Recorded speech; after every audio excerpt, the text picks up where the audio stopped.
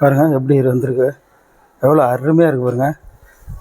ஆஹா, செம்ம சூப்பராக இருக்குது. ஒரு காய் எவ்வளோ பெருசு இருக்குது பாருங்க. இந்த சுரக்காய் ரசம் இப்போ நம்ம செய்ய போகிறோம். இதை எப்படி செய்யலாங்கிறத பார்க்கலாம் வாங்க. அதுக்கு முன்னாடி புதுசாக நம்ம சேனலை பார்க்குறவங்க சப்ஸ்கிரைப் பண்ணுங்கள், லைக் பண்ணுங்கள், ஷேர் பண்ணுங்கள். உறவுகளுக்கு வணக்கம். இன்றைக்கி நம்மளுடைய கேப்சியம் ஃபுட் சேனலில் நம்ம பார்க்க போகிற சமையல் வந்து சுரக்காய் பருப்பு ரசம். இந்த சுரக்காய் பருப்பு ரசம் எப்படி செய்யலாங்கிறத பார்க்கலாம். ஒரு பாத்திரத்தை வச்சு தண்ணி ஊற்றிருக்கோம். தண்ணி நல்லா கொதிச்சிட்ருக்கு. அதுக்கு முன்னாடி இந்த சுரக்காய் பருப்பு ரசத்துக்கு தேவையான பொருட்களை பார்த்துடலாம். சுரக்காய் பருப்பு ரசத்துக்கு தேவையான பொருட்கள் வந்து ஒரு கிலோ அளவுக்கு சுரக்காய் எடுத்து வச்சுருக்கேன். நல்லா பெருசாக ரொம்ப பிஞ்சு சுரக்காய், அதாவது கிராமத்துலேருந்து வந்தது. ரொம்ப பிஞ்சு சுரக்காய். ஒரு முழு சுரக்காய் 1 கிலோ அளவுக்கு இருக்கும் எடுத்து வச்சுருக்கேன். 1/4 கிலோ தக்காளி, நல்லா பழுத்த தக்காளி. சின்ன வெங்காயம் ஒரு 200 கிராம் இந்த மாதிரி பொடிசாக வச்சுருக்கேன். 2 பச்சை மிளகாய் கீரி வச்சுருக்கேன். ஒரு கைப்பிடி அளவுக்கு துவரம்பருப்பு, நீங்கள் பாசிப்பருப்பு இருந்தால் பயன்படுத்துங்க. அதை நல்லா சுடுதண்ணியில் ஊற வச்சுருக்கேன். இடித்த பூண்டு பல் 10. இதில் வந்து சோம்பு, ஜீரகம், மிளகு இருக்குது. எல்லாமே 1/4 டீஸ்பூன் தான் இடித்து வச்சுருக்கேன். நல்லா 4 பட்டை மிளகாய், 1 ஸ்பூனு வீட்டு குழம்பு மிளகாத்தூள், மஞ்சள் தூள் 1/4 ஸ்பூனு, அரை மூடி தேங்காய் பால், தேவையான அளவுக்கு நல்லெண்ணெய், எந்த எண்ணெய் இருந்தாலும் பரவாயில்ல, தேவையான அளவுக்கு உப்பு. தண்ணி நல்லா கொதிக்க ஆரம்பிச்சிட்டு இதில் வந்து நம்ம அந்த பருப்பை போட்டுக்கலாம். நல்லா கொதி வரட்டும். நல்லா பருப்பு வெந்து வரணும். அது கூடவே நம்ம மஞ்சள் தூளையும் போட்டுக்கலாம். இந்த 2 பச்சை மிளகாய் இருக்குல்ல, அதையும் போட்டுக்கலாம்.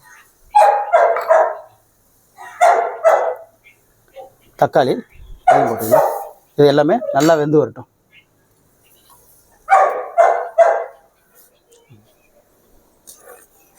இந்த பருப்பு தக்காளி எல்லாமே நல்லா வெந்துக்கிட்டு இருக்கு. இந்த நேரத்தில் நம்ம இந்த சுரக்காயை இதில் ஆட் பண்ணிக்கலாம். பாருங்க, பருப்புலாம் நல்லா வெந்துட்டு அதை லேசாக அப்படியே கரைச்சி விட்டால் போதும், நல்லா கரைஞ்சிடும்.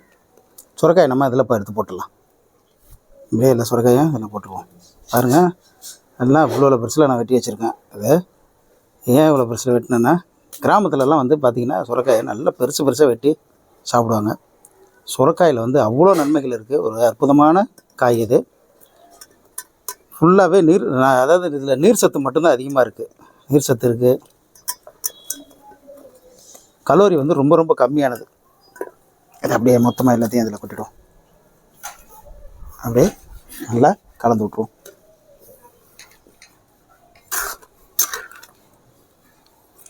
பிஞ்சுங்கனால சீக்கிரம் வந்துடும். நீங்கள் உங்களுக்கு இந்த ரசத்துக்கு தண்ணி வேணுன்னா கொஞ்சம் கூடுதலாக வச்சுங்க. நான் கொஞ்சம் தண்ணி கூடுதலாக தான் வச்சுருக்கேன். இதில் இருந்து வேறு தண்ணி நிறைய வெளில வரும். அதனால் மூடி போட்டு ஒரு 5 நிமிஷம் வேக விட்ருவோம். நல்லா கொதிச்சிட்ருக்கு, காயும் வந்துகிட்ருக்கு. இந்த நேரத்தில் கொஞ்சமாக உப்பு போட்டுக்கலாம். இது அப்படியே கொதிச்சிக்கிட்டு இருக்கட்டும். அதுக்குள்ளே இந்த தாளிப்பை நம்ம ரெடி பண்ணிடலாம். வேறு ஒரு பாத்திரத்தில் நம்ம தாளிக்க போகிறோம். அது எப்படிங்கிறத பார்க்கலாம். இன்னொரு பாத்திரத்தில் நம்ம சூடு பண்ணி எண்ணெய் ஊற்றிருக்கோம். இதில் வந்து இடித்து வச்சுருக்க இந்த சோம்பு, ஜீரகம், மிளகை போட்டுக்கலாம். அடுத்தது வெங்காயத்தை போட்டுக்கலாம்.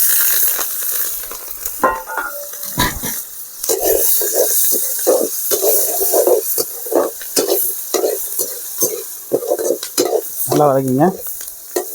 அடுத்தது பட்டை மிளகா போட போகிறோம்.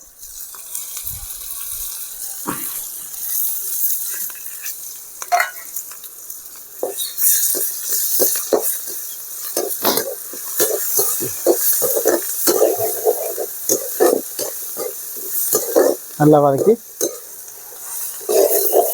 அப்படியே காந்தாமல் நல்லா வதக்கணும். அது கருவேப்பிலை,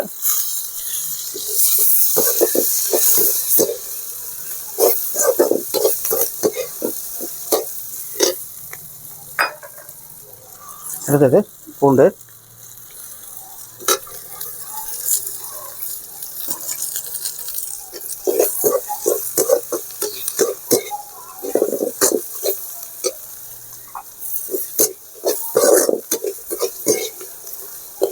வெங்காயம், பட்டை மிளகாய், பூண்டு கருவேப்பிலை எல்லாம் நல்லா வதக்கிட்டு எடுத்தது குழம்பு மிளகாத்தூள் அதை போட போகிறோம்.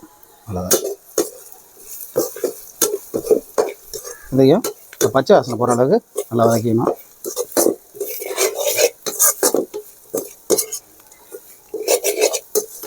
எல்லாமே நல்லா பச்சை வாசனை போயிடுச்சு. இதை வந்து இப்போ நம்ம அந்த சுரக்காய் வேக வச்சுருக்கோம் இல்லைங்களா, அதில் அப்படியே கொட்டிட வேண்டியதான். இந்த சுரக்காய் நல்லா கொதிச்சிட்ருக்கு. இப்போ வதக்கி வச்சோங்க இல்லைங்களா, இதை அப்படியே எல்லாத்தையும் இதில் கொட்டிக்கலாம்.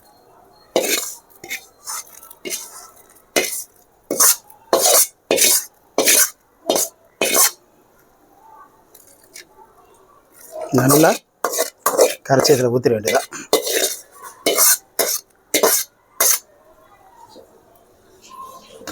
இதை நல்லா கலக்கி விட்டு அப்படியே வேக விடுங்க.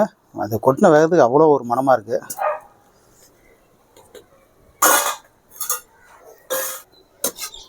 சுரக்காய் இருக்குது இல்லைங்களா, இந்த சுரக்காய் வந்து உடம்புல உள்ள கெட்ட நீரெல்லாம் வெளியேற்றும். அதாவது சிறுநீரகத்தில் இருக்கிற கழிவுகளை வெளியேற்றும். சருமத்துக்கு ரொம்ப ரொம்ப நல்லது. அது மட்டும் இல்லை, சுகர் பேஷண்ட்டுக்கு நல்லது. இதில் கலோரி ரொம்ப ரொம்ப கம்மி. அதனால் அந்த டயட் இருக்கிறவங்க அதிகமாக எடுத்துக்கலாம். ஒரு டெய்லி, அதாவது ரெகுலராக உணவில் எடுத்துக்கலாம். நான் ஏன் இவ்வளோ பெருசு போட்டேன்னா, இந்த காய் வந்து ரொம்ப ரொம்ப சுவையாக இருக்கும். இதை எடுத்து சாப்பிட நல்லாயிருக்கும். அதனால தான் நான் இந்தளவுக்கு இவ்வளோ பெருசு பெருசாக போட்டேன். கிராமத்தில் வீடுகள் தோறும் எல்லாம் இந்த சீசன் முழுக்க கிளம்பியிருக்கும் இல்லைங்களா. அதனால் இந்த காய்கறிகளை கிடைக்கும் பொழுது தயவு செஞ்சு கண்டிப்பாக உணவில் சேர்த்துங்க.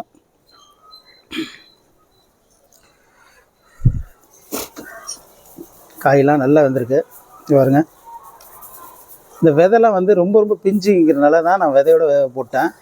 பாருங்க, விதையெல்லாம் அப்படியே பிச்சுக்கிட்டு வருது பாருங்க குழம்புல, இந்த ரசத்தில். முக்கால் பதமாக இருந்தால் கூட இதை சாப்பிட்டுடலாம்.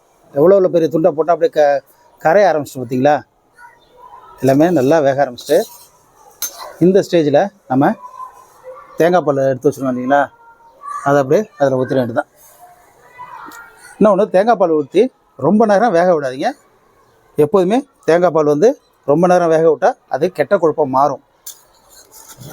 இது வந்து ரொம்ப ரொம்ப ஆரோக்கியமான ஒரு சமையலாக நம்ம செஞ்சிட்ருக்கோம் இல்லைங்களா. இந்த சமையல் ஏன்னா டயட் இருக்கிறவங்கள, கர்ப்பிணிகள்லேருந்து, அதாவது கிட்னியில் அழுக்கு இருக்கிறவங்க, அல்சர் பிரச்சனை உள்ளவங்க, ஸ்கின் பிரச்சனை உள்ளவங்களும் ஆளினால் அனைத்து பேரும் சாப்பிட்ற ஒரு பொருளாக தான் இப்போ நம்ம சமைச்சிட்ருக்கோம்.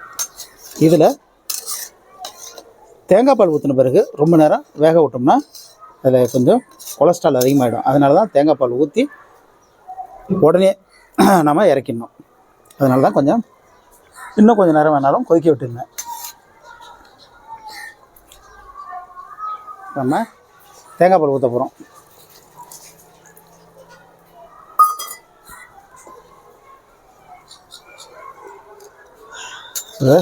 அருமையான சுரக்காய் பருப்பு ரசங்க இது. ஆனால் பார்க்குறது ரொம்ப சாம்பார் மாதிரி இருக்கும். ஏன்னா நம்ம பருப்புலாம் அதிகமாக போடவே இல்லை. இதில் நம்ம புளி சேர்க்கவே இல்லை. அதனால் நீங்கள் புளிப்பாக இல்லாமல் இருக்கும்னாலாம் நினைக்காதீங்க. தக்காளி சேர்த்துருக்கோம், மிளகாத்தூள்லாம் அதிகமாக சேர்க்கல. அதுக்கு பதில் பச்சை மிளகாய், பட்டை மிளகாய் சேர்த்துருக்கோம். அதனால் டேஸ்ட்டில் வந்து அல்டிமேட்டாக இருக்குங்க.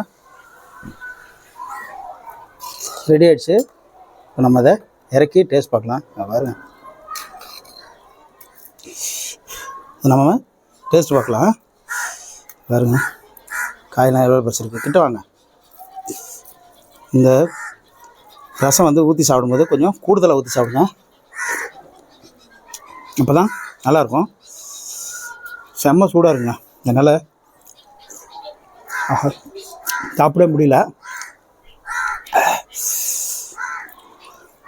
உப்பு மட்டும் கொஞ்சம் கூடுதலாக போட்டுங்க. இந்த அல்டிமேட்டான சுரக்காய் பருப்பு ரசத்தை நீங்களும் வீட்டில் வச்சு சாப்பிட்டு பாருங்கள். செம்ம டேஸ்ட்டாக இருக்கும்.